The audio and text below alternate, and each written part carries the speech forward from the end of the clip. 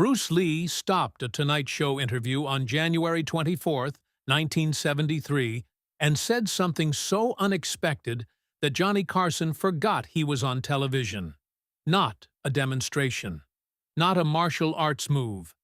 Not one of those philosophical one-liners that producers love to clip for highlight reels. He said something to Johnny that was quiet and unscripted and so nakedly honest that the crew in the control room stopped talking, and the director did not cut to commercial, and 300 people in that studio sat perfectly still because they understood, without anyone explaining it to them, that what was happening on that stage was not an interview anymore. It was a confession.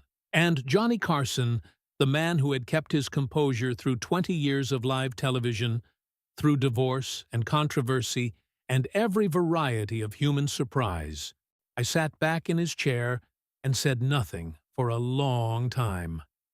Because what Bruce Lee had just told him had reached somewhere deep past the professional, past the host, past the careful Nebraskan control, and touched something that Johnny Carson had never let anyone touch on camera.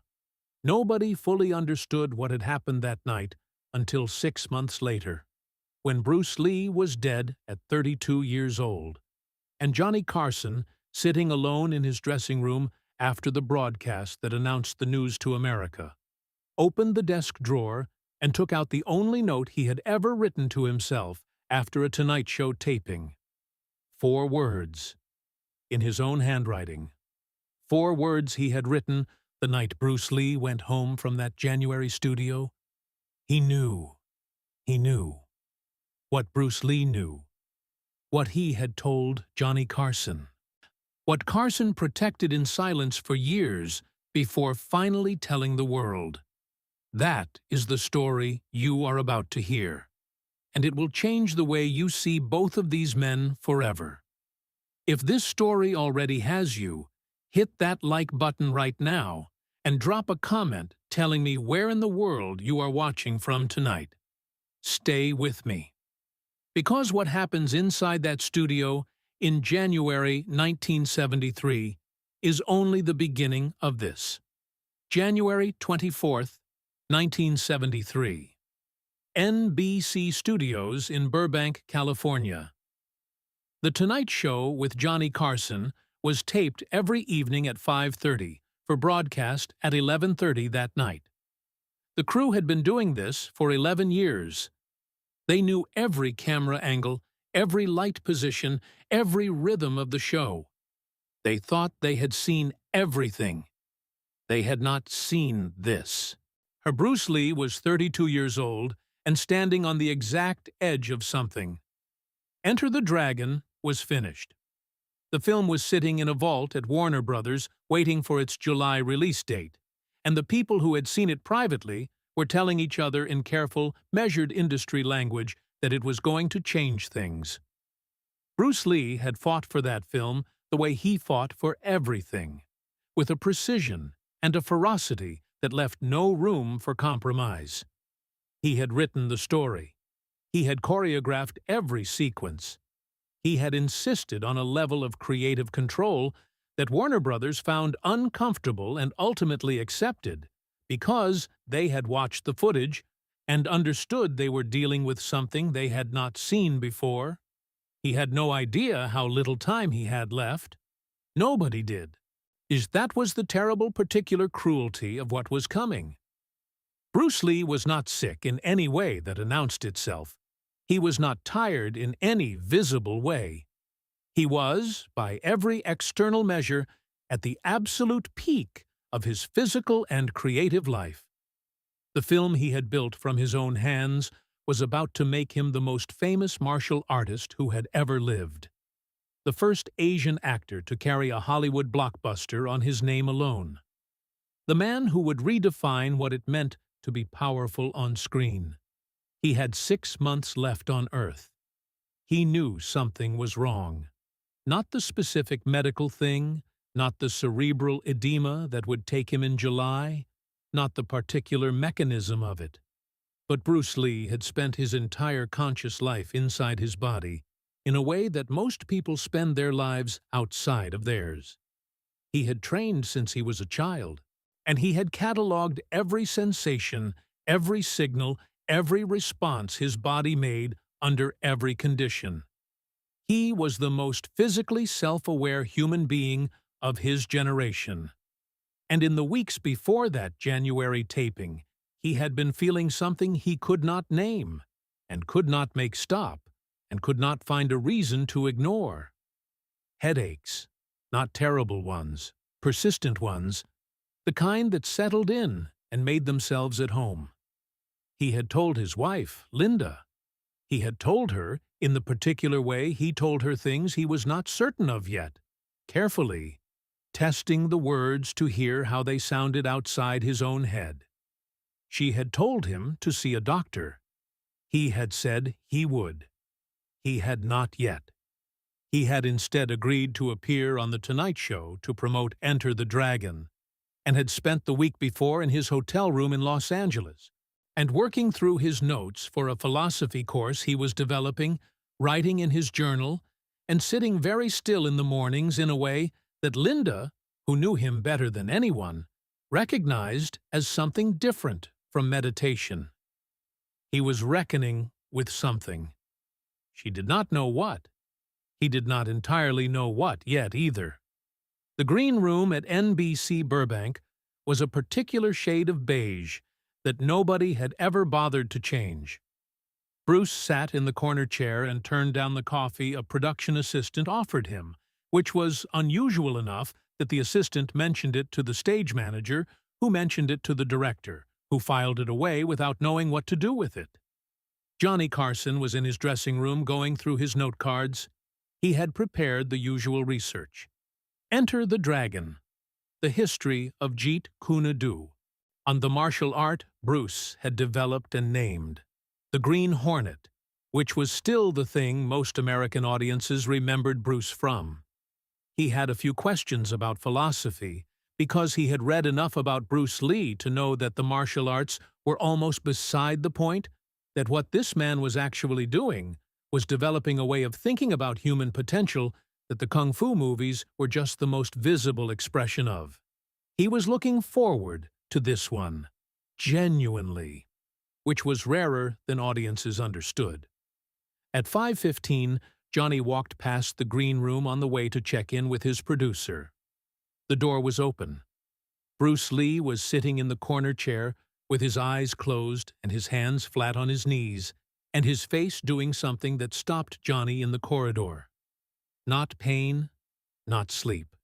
Something Johnny recognized from a place he had not visited in years, from the particular private geography of a man who is having a conversation with himself about something important and has not reached the end of it yet.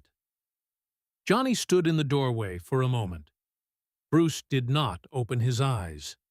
Johnny walked on, but something stayed with him. Something about the expression on that face. Something that did not match any version of Bruce Lee that the public had ever seen, and that Johnny, without being able to explain why, felt he recognized. The show began at 5:30 exactly. Johnny's monologue was sharp that evening, political jokes that landed, a bit about the state of Hollywood that got the genuine laugh, the one that came from the belly rather than the obligation. The first segment was a comedian who did 12 minutes. Here the audience was warmed up and ready. Ed McMahon's introduction of Bruce Lee brought the studio to its feet. Not polite applause, the kind of response that arrives before anyone consciously decides to give it. The band played, the curtain opened, and Bruce Lee walked out into the light. He moved the way he always moved. That was the first thing. Whatever was happening in private, whatever conversation he was mid-sentence in with himself, the moment those lights hit him, something organized. The precision came back. The ease. He shook Johnny's hand with both of his, that gesture of respect he always led with, settled into the guest chair, and when he smiled at the audience, it was the real one. The one that made rooms feel like they were being welcomed into something. For the first 20 minutes, It was everything the producers had planned. That Bruce talked about Enter the Dragon with a controlled excitement that made the audience understand they were about to witness something significant. He talked about Jeet Kune Do, about the philosophy behind it, and Johnny asked the right questions, the ones that opened doors rather than closed them. And Bruce walked through each one, and the audience followed him. He demonstrated something with his hands, a movement so fast it registered as almost invisible, and the audience gasped and then laughed the way people laugh when something exceeds what they thought was possible. Ed McMahon said something from his chair, and Bruce responded with a line that was simultaneously humble and completely confident. And the audience loved him. Johnny loved him. You could see it. The genuine engagement. The host who was actually present rather than professionally simulating presence. Then something shifted. Johnny asked a question that was on his note cards, standard enough. The kind of question designed to give a guest a moment to be reflective and quotable. He leaned back and said, "With everything you have built, everything you have put into this film, when it opens in July and the whole world sees it, what do you hope they walk away with? What is the thing you most want them to understand?" Bruce looked at Johnny, not at the camera, not at the audience, at Johnny specifically. And something in that look was not the look of a man preparing a polished answer for a television audience. It was the look of a man who had just been given an opening by someone he trusted without yet being certain whether to walk through it. He was quiet for 5 seconds. 6. Then he said something that was not the answer to Johnny's question. Or rather, it was, but it was a deeper answer. One that arrived from somewhere below the interview, below the studio, below the version of Bruce Lee that had been on 100 television programs and knew exactly how to be watchable. He said, "Can I ask you something first?" Johnny said, "Of course." Bruce said, "Do you ever feel like you are running out of time? Wait. Do not go anywhere." What Johnny Carson says next, and what Bruce Lee reveals in response, is the moment everything about this night changes. The studio audience made no sound, not because the question was shocking, exactly. It was not a shocking question in the way that a scandal is shocking, or a confession of wrongdoing. But it was shocking in the way that honesty is sometimes shocking when it arrives without warning in a place that is normally reserved for performance. Johnny Carson looked at Bruce Lee for a moment. His right hand rested on the edge of the desk. Behind his eyes, something was deciding. He said, "Yes, more than I'd like to admit." Bruce nodded slowly, like someone whose hypothesis had just been confirmed.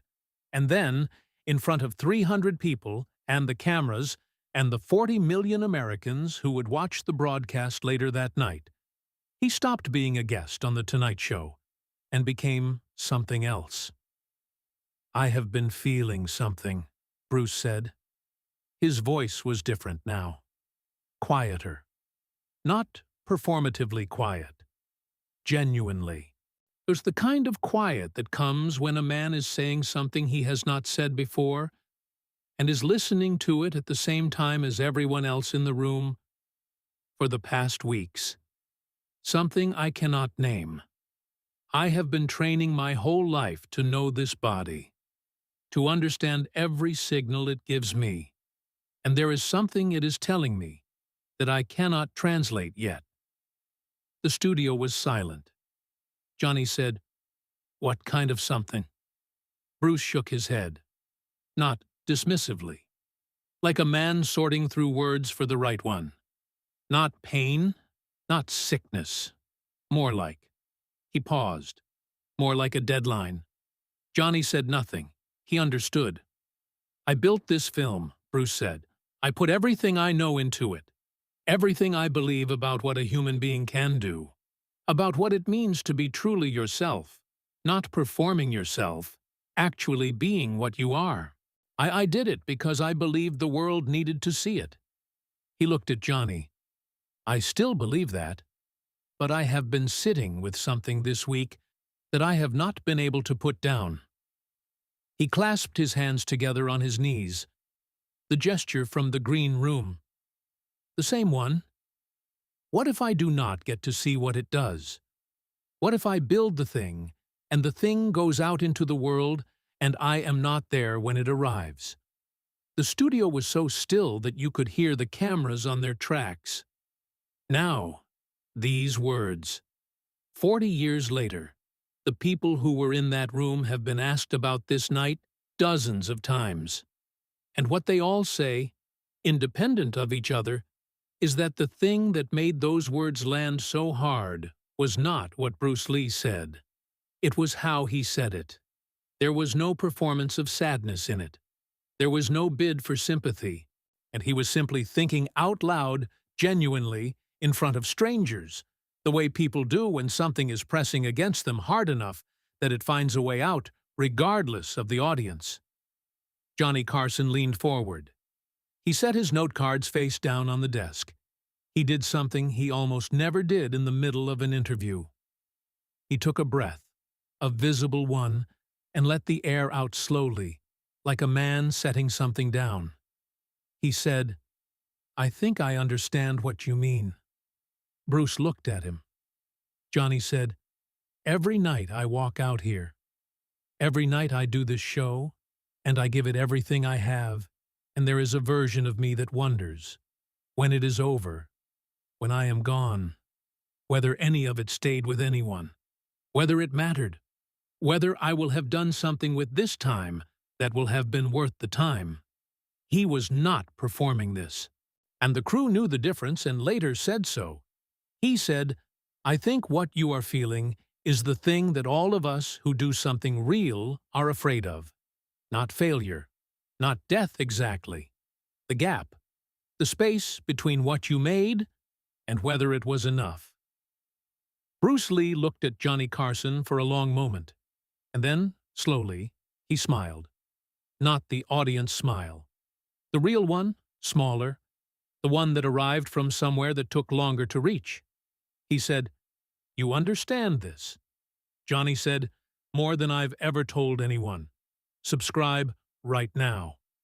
Because what these two men say to each other in the next 10 minutes has never been shared in full until tonight. Tell me where in the world you are watching from. Drop it below. They did not stop the show. That is important to understand. See, what happened in the next portion of that interview is not a breakdown or a crisis. It is something rarer on live television. Two people actually talking. The host and the guest dissolved, and what was left was two men in their 30s and 50s respectively who had both built something out of themselves and were both privately afraid in the way that builders are afraid, not of the work, but of whether the work would outlast them. Bruce talked about his son Brandon, who was 3 years old.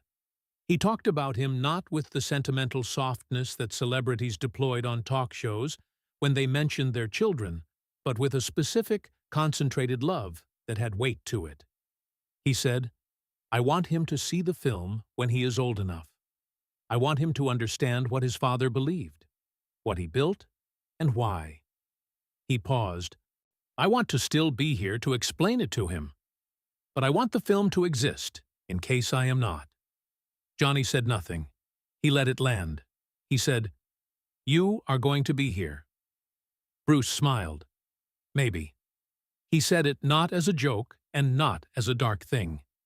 He said it as a man who has made a realistic accounting and is at peace with the uncertainty, or as close to peace as someone can get when the accounting is honest. "I have been thinking this week," Bruce said, "about what I would want people to know.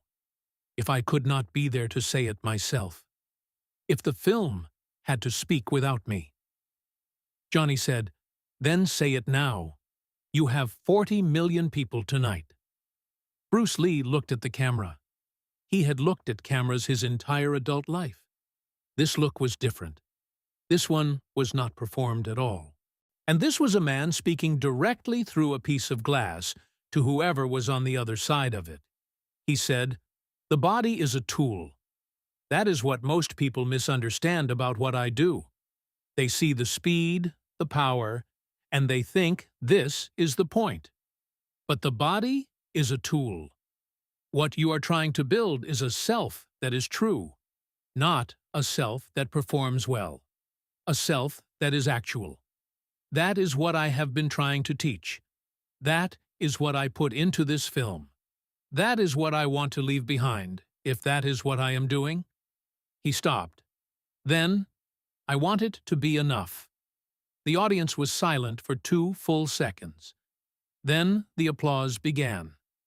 Slow at first, the way applause begins when people are responding to something rather than signaling their approval of something. Then it built, and it held. And for 30 seconds, that studio gave Bruce Lee a standing ovation, not for a demonstration or a punchline, but for a confession. Johnny let it run. He did not move to rap. He let the audience have what they were giving. When it quieted, he looked at Bruce and said, "It is enough. I can tell you that. What you are putting into the world is going to land on people. I promise you that." Bruce nodded. He said, "Then, that is all I can ask." They wrapped the segment 4 minutes later. The transition back to the normal rhythms of the show was gentle and professional, the way Johnny always managed transitions, and by the time the commercial break hit, the audience was laughing again. Business as usual. The show continued. But backstage, afterward, something was different. Bruce Lee sought out Johnny before he left the building. This was unusual. Most guests left quickly. Bruce came to Johnny's dressing room and knocked on the open door, and Johnny waved him in, and they stood for a few minutes talking with the kind of ease that does not usually exist between people who have met only a handful of times. Bruce said, "I want to thank you for what you did out there." Johnny said he had not done anything. Bruce said, "You let it be real. You could have made a joke. You could have redirected it. A lot of hosts would have. You let it stay." Johnny said, "It needed to stay." Bruce said, "Yes." He said, "You are good at that, making things stay." They talked for a few more minutes about things neither of them later shared in detail. Brandon was mentioned. Johnny's sons were mentioned. The particular loneliness of being very good at something very public was mentioned. Hewitt and both men seemed to find comfort in the other having named it.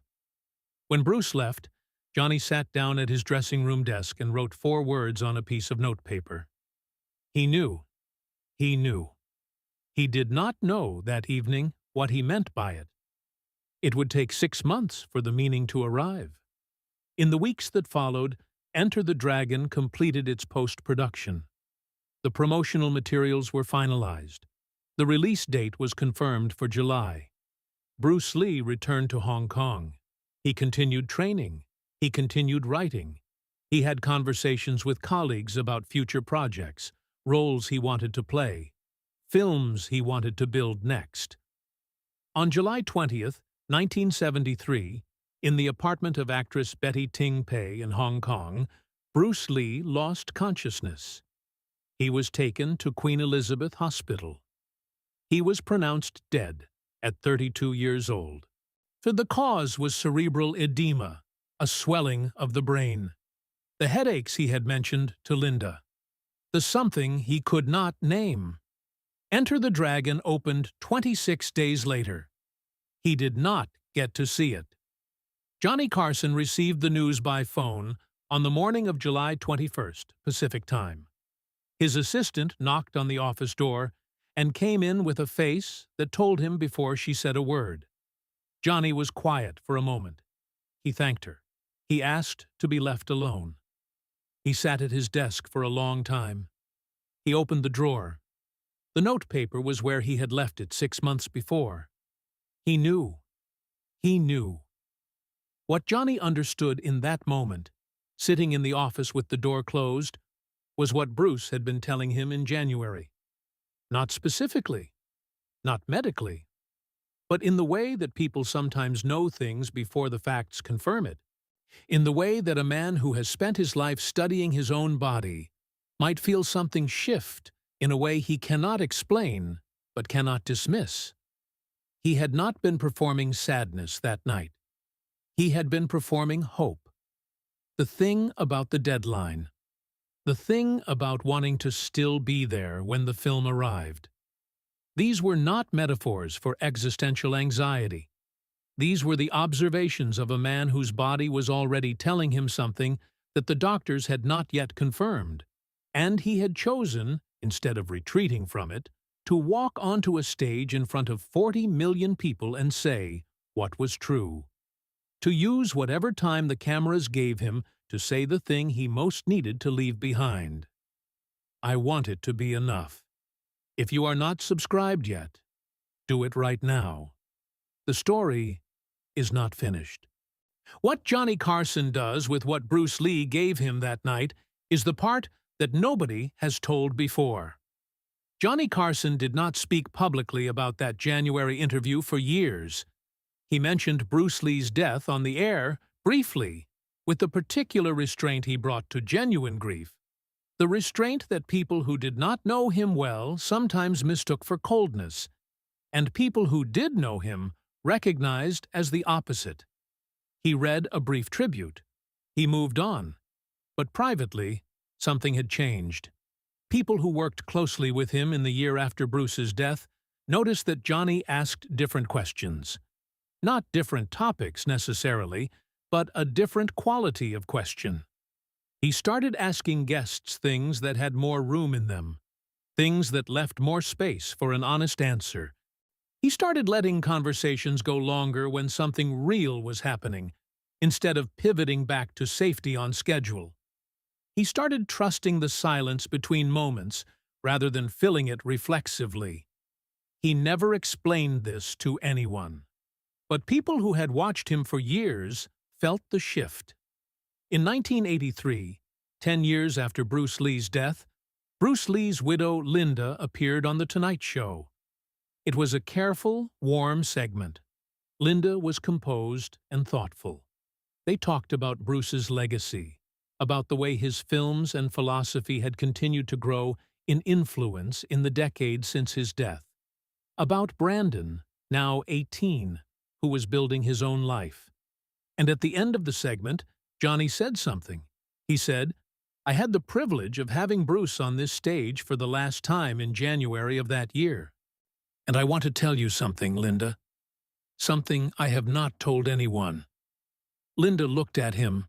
He said, "That night, something happened that I have been sitting with for 10 years. He told me something. Not about his health, not explicitly. But he talked about time, about what it felt like to be in the middle of making something and wonder if you would be there to see what it became. He talked about Brandon, about wanting to still be there to explain things to him. He talked about wanting what he had built to be enough." Johnny's voice was even and careful, and underneath it was everything.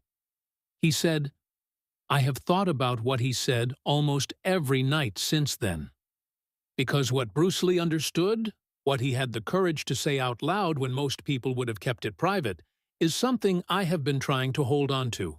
And he understood that the time we have is the material, not the platform, not the audience, the time itself, and what you do with it, and whether you have the courage to do the real thing with it, instead of the performed version of the thing." Linda was quietly crying. Johnny looked at her and said, "He was the most honest person I ever had on this stage, and I mean that in a specific way. Not honest about his feelings, though he was. Honest about what he was doing with his life, about what it was for. That is rarer than you think in this business." The studio audience gave Linda Lee a long, slow, standing ovation, not for a performance, for the truth of what they had just witnessed, which was a man honoring a dead friend by saying what the friend had given him, by making the gift visible. Brandon Lee watched that broadcast from his dorm room. He called his mother after. She said he cried for a long time. She said he told her, "I didn't know Dad talked about me like that." On television, in front of everyone. Brandon Lee died 19 years later, in 1993, on a film set in North Carolina. He was 28 years old. An accident. Sudden. Brutal. The particular cruelty of it, the echo of it, was something the world has never quite been able to absorb. Johnny Carson learned the news and did not speak on camera for a week. When he returned to The Tonight Show, he did not address it directly. He did not make a tribute segment. He did something different. He sat down at his desk, and, before the monologue, he looked at the camera for a moment, just a moment, and he said, "Some of you know I spent some time away." He paused. "I had some things to think about." He did not explain. "Oh, Santine, châtain fille." He went into the monologue. But the people who knew what he knew, who knew about January 1973 and the 4 words on the notepad and the conversation with Linda Lee in 1983, understood what those things were. Johnny Carson retired from The Tonight Show in May of 1992. Enter the Dragon, in the 19 years since its release, had become one of the most influential films ever made. Bruce Lee's philosophy had been studied and taught and applied in schools and gyms and boardrooms across the world. His face was on more walls in more countries than any other athlete in history. His son had continued the legacy with ferocity and grace until the moment that ferocity was cut short. The thing Bruce Lee had built was enough. More than enough. It was enormous.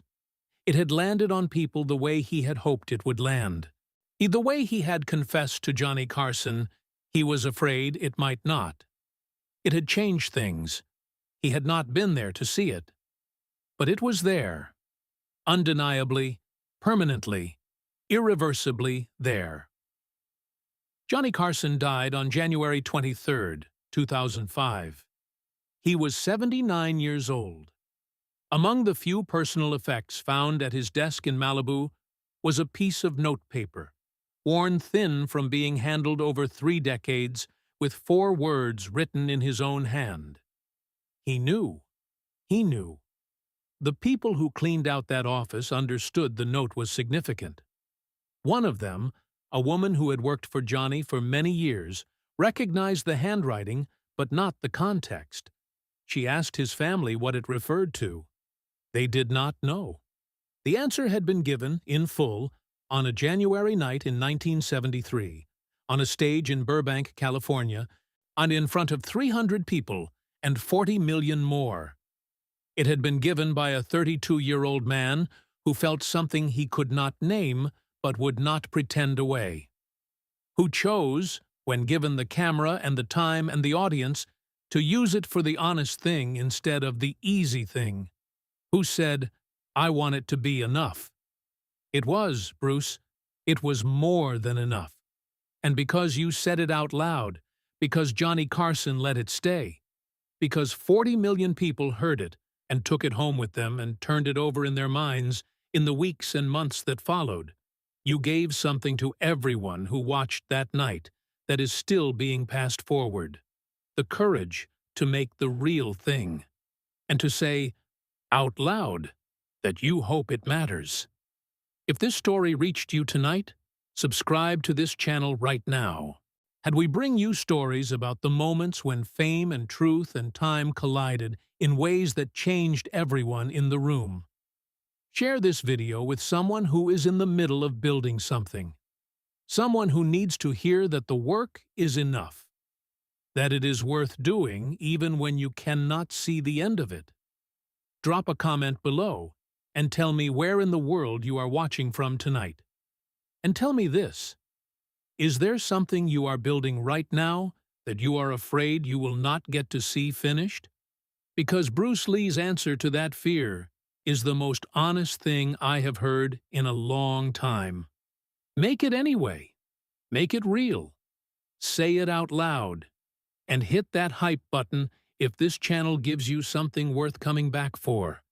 Because some stories need to be told. And this was one of them.